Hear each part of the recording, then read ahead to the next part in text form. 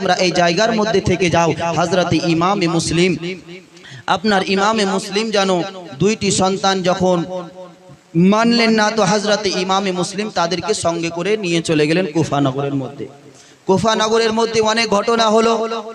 Last টাইমে হযরত ইমামে মুসলিম যখন আপনার কুফা নগরের মধ্যে পৌঁছে গেলেন, তো হযরত ইমামে মুসলিমের হাতে অনেকগুলো লোক প্রথম দিনেই আপনার সারি সারি করে আসে, আর আপনার ইমামে মুসলিমের হাতে ইমামে হুসাইন যাকে নায়েব বানিয়ে পাঠিয়েছে এই কথা বলার সঙ্গে সঙ্গে কুফা নগরের মানুষেরা হাতে হাত রেখে তারা যেন বাইত হতে থাকে। জোরে পড়ুন সুবহানাল্লাহ। কিন্তু বাবা হযরত ইমামে মুসলিম সেই জায়গাতে সুখে থাকতে লাগলেন। দেখছেন যে এই কুফা নগরের হালাত খুব ভালো।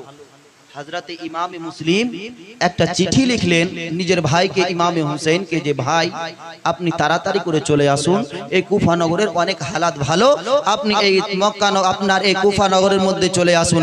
এইদিকে যখন চিঠি লিখে দেওয়া হয়েছে, হে বেরাদরানি মিল্লাত ইসলামিয়া, চিঠি আপনার লিখে দিয়েছে, কিন্তু মুআজ্জাজ সামিন ইকরাম এইদিকে যখন আপনার শুনতে পেয়েছেন ওই আপনার জান্নাতি বাপের জাহান্নামী ছেলে ইয়াজিদ যখন আপনার শুনতে পেয়েছে যে আপনার ইমামে মুসলিমের হাতে কুফা নগরের মধ্যে কুফার লোকেরা আপনার জন্য কি করতে আছে, ইমামে মুসলিমের হাতে হাত রেখে বাইত গ্রহণ করতে আছে, ইমামে মুসলিমকে মারার জন্য আপনার যে আপনার কুফার সেই সময় যে গভর্নর ছিল তাকে বলা হলো যে তুমি ইমামে মুসলিমকে গ্রেফতার করে নাও, ইমামে মুসলিমের সঙ্গে যারা কলমা পড়ে বাইত গ্রহণ করেছে তাদেরকেও তুমি গ্রেফতার করে নাও। কিন্তু ইমামে মুসলিমকে ভালোবাসনে वाला আহলে বাইতের সঙ্গে মোহাব্বত রাখনে वाला ছিল, সে বলল যে না, আমি কি করব, তাদেরকে মারতে পারবো না। তো হযরতে মুহতারাম সে সময় আপনার ওই জায়গাতে আরেকজনকে কুফা নগরের মধ্যে আরেকজন গভর্নর আরেকজন সরকার বানিয়ে অন্যজনকে আপনার সেই জায়গার মধ্যে আপনার ইয়াজিদ যেন আপনার নিযুক্ত করে দিলেন, যার নাম হলো মুআজ্জাজ সামিন ইকরাম আব্দুল্লাহ ইবনে জিয়াদকে আপনার সেই জায়গার মধ্যে আপনার গভর্নর বানিয়ে দেওয়া হলো। হে বেরাদরান ইসলাম, সেই জায়গার মধ্যে হযরতে মুসলিম বিন আকিল হযরতে ইমামে মুসলিম আপনার এই মতো করতে করতে হযরতে ইমামে মুসলিম শেষ টাইমের মধ্যে আপনাদেরকে কারবালার কিছু কথা ইমামে হুসাইনের শোনাবো, এই জন্য আজকে আপনাদেরকে তাড়াতাড়ি করে একটু আমি নিয়ে যাচ্ছি। হযরতে ইমামে মুসলিম যখন দেখলেন সেই জায়গার মধ্যে মানুষেরা খুব ভালো, কিন্তু কিছুদিন পরেই দেখা যাচ্ছে যে সেই জায়গার লোকেরা যেন ইমামে মুসলিমের বিপক্ষে হয়ে গিয়েছে, এবং ইমামে মুসলিমকে সেই জায়গার মধ্যে আপনার বিপক্ষে যাবার পরে ইয়াজিদের অত্যাচারে ইয়াজিদের চাপে পড়ে সেই জায়গার লোকেরা যেন বাইত আপনার ছেড়ে দিল, আপনার কুফা নগরের লোকেরা আপনার যেন নিজের রংকে আপনার পাল্টে দিল। আগেই বলেছি বেরাদরান ইসলাম, হযরতে আপনার ইমামে হুসাইন যখন আপনার একটা মিটিং ডেকেছিল সেই জায়গাতেই বলে দিয়েছিল যে আপনার এই কুফা নগরের মানুষেরা গিরগিটের মতো রং পাল্টায়, তো সেই জায়গাতে রংকে আপনার পাল্টে দিল। হে বেরাদরানি মিল্লাত ইসলামিয়া, হযরতে ইমামে মুসলিমকে বাবা সেই জায়গার মধ্যে আপনার ইমামে মুসলিমকে আপনার যেন হত্যা করে দেওয়া হলো। ইমামে মুসলিমকে যেন বাবা হত্যা করে দেওয়ার পরে এবার যেন তার দুইটি সন্তানকে খুঁজাখুঁজি করার জন্য যেন আপনার পাঠিয়ে দেওয়া হলো। দুইটি সন্তানকে বাবা খুঁজাখুঁজি করার জন্য আপনার পাঠিয়ে দেওয়া হলো। দুইটি সন্তানকে যেন আপনার খুঁজে পাওয়া যায় না, দুইটি সন্তানকে খুঁজে পাওয়া যায় না।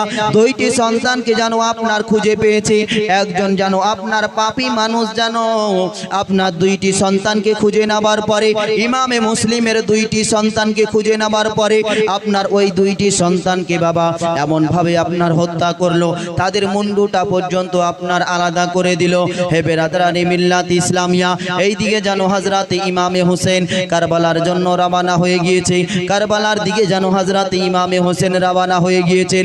হযরতে ইমামে হুসেন যেন আপনার রাস্তাতে আপনার পৌঁছে গিয়েছে। রাস্তাতে যখন পৌঁছে গিয়েছে ইয়াজিদ খবর পেল যেন আপনার ইমামে হোসেন কারবালার মধ্যে পৌঁছে গিয়েছে। কারবালার দিকে যেন ইমামে হোসেন চলে যাচ্ছে।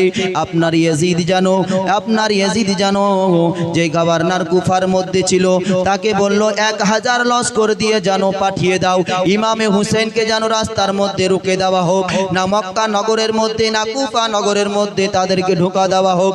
হে বেরাদরানি মিল্লাত ইসলামিয়া, একজন যেন আপনার যার নাম হচ্ছে আপনার হযরতে হুর, ওই হুরকে সঙ্গে করে নিয়ে যেন আপনার 1000 লস্করকে হযরতে হুরকে যেন আপনার কমান্ডার বানিয়ে ওই হুরকে যেন পাঠিয়ে দেওয়া হলো। রাস্তার মধ্যে হযরতে ইমামে হোসেনকে থেমে নেওয়া হলো। সেই জায়গার মধ্যে হুর এসে বলেন, ওগো নবীর খানদানের ছেলে, ওগো ইমামে হোসেন, আপনার সঙ্গে মহব্বত করি, আপনাকে ভালোবাসি, আপনাকে অত্যাচার করার জন্য, আপনার সঙ্গে ঝগড়া করার জন্য আসি নাই, কিন্তু আমার কিছু করার নাই। ইয়াজিদের হাত, ইয়াজিদের অত্যাচারে যেন এই জায়গার মধ্যে এসে পৌঁছে গিয়েছি। মুআজ্জাজ সামিন ইকরাম, সেই জায়গাতে কথা বলতে বলতে যেন আপনার সেই জায়গার মধ্যে কথা বলতে বলতে হযরতে হুর যেন আপনার লস্কর নিয়ে দাঁড়িয়ে রয়েছে।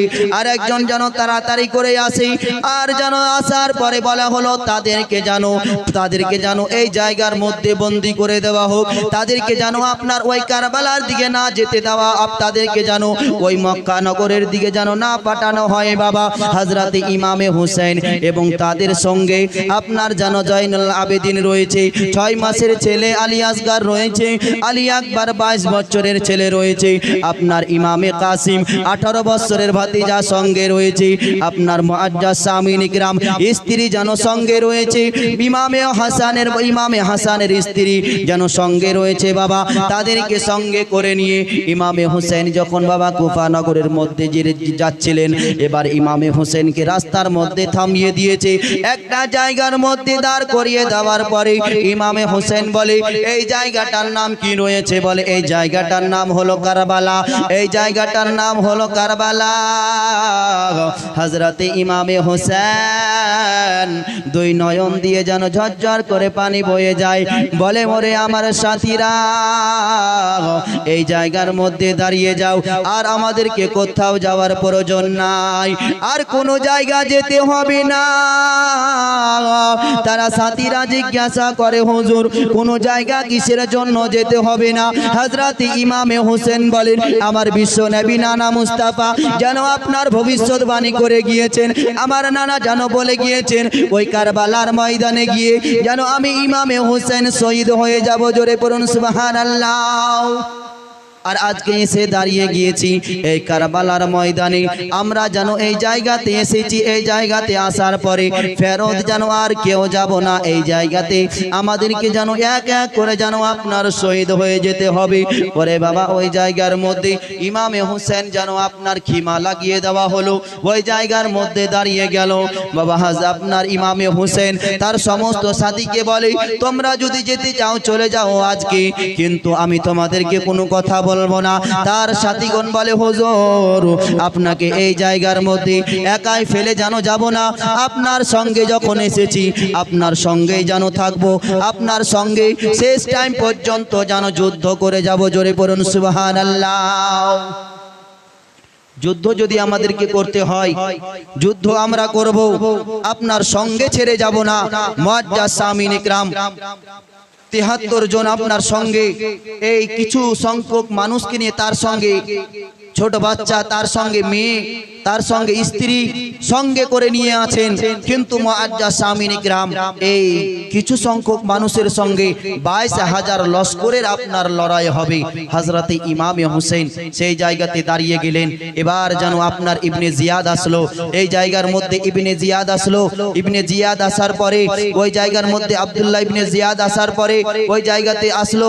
আসার পরে বলে, ও আমার লস্করেরা শুনো, এই ফুরত নদীর চারো সাইডে তোমরা দাঁড়িয়ে যাও, এই ফুরত নদীর চারো সাইডের পানিগুলো আপনার আসমানের পাখি খেতে পারে, বনের পশুগণ খেতে পারে, কিন্তু নবীর ঘরানা ইমামে হুসাইনের কোনো লস্কর যেন এক ফোঁটা আপনার পানি যেন না পাই।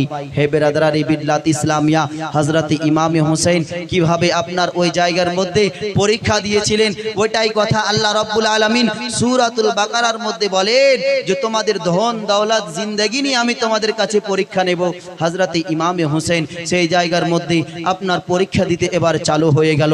একবার দুরূদ পড়ুন, আল্লাহুম্মা, জোরে জোরে পড়ুন, আল্লাহুম্মা সাল্লি আলা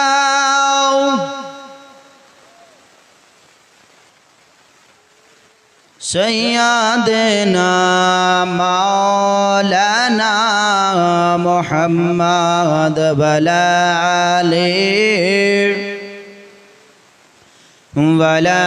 আলি সৈয়দনা মাওলানা মুহাম্মদ। দুনিয়ার নাই সাদাও কে এক গলক দাদাও, দুনিয়ার নাই সাদাও কে এক গলক দাদাও, সবারি মন ভরাহীন সাও, যদি থাকো সাদা সিদাও হয়ে আল্লাহ নবীর ফিদাও, এ ভারতে তোমার ঠিকাদার। অফিসার প্রফেসর পুলিশ প্রশাসন মুসলমানদের ভাবে দেশের দুশ্মন। অফিসার প্রফেসর পুলিশ প্রশাসন মুসলমানদের ভাবে দেশের দুশ্মন।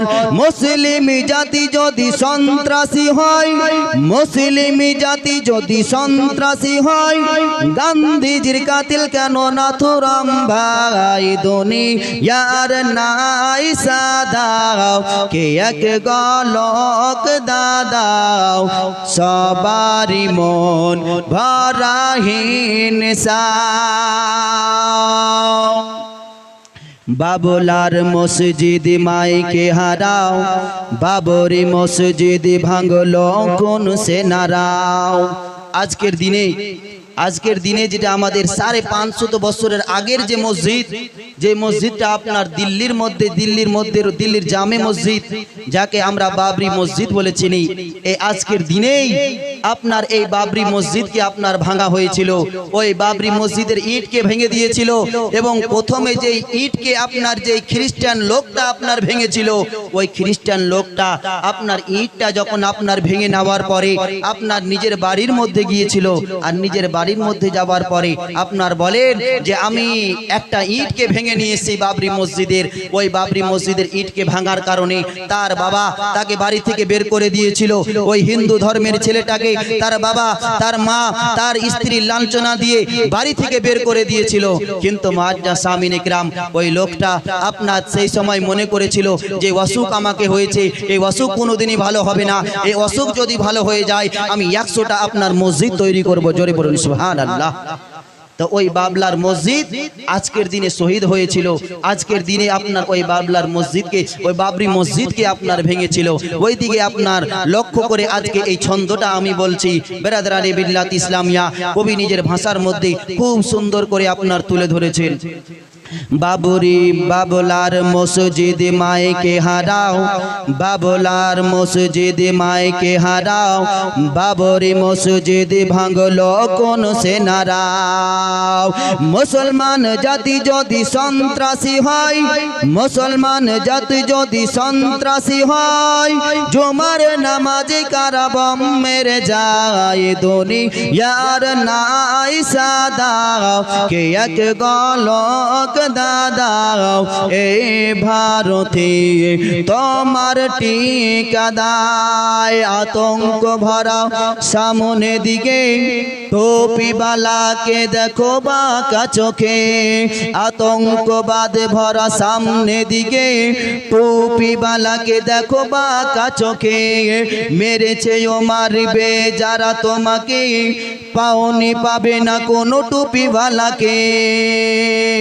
আতঙ্কবাদ ভরা সামনে দিকে, টুপিওয়ালায় দেখো বাঁকা চোখে, মেরেছে ও মারবে যারা তোমাকে, পাওনি পাবে না কোনো টুপিওয়ালাকে।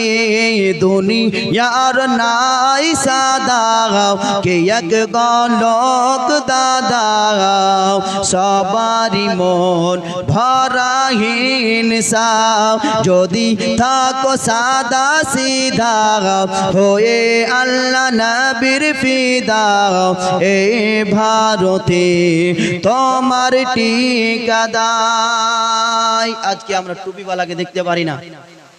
ইমাম, মসজিদের ইমাম, গ্রামের মৌলভী সাহেব দেখতে পারি না আজকে আমরা এই টুপিওয়ালাদেরকে। কিন্তু এই টুপিওয়ালা না হলে আপনার জন্ম থেকে নিয়ে মৃত্যু পর্যন্ত কোনো কাজই হতো না। বিবাহ করলে আর না করলে আপনার চলবে না, নাজায়েজ হয়ে যাবে।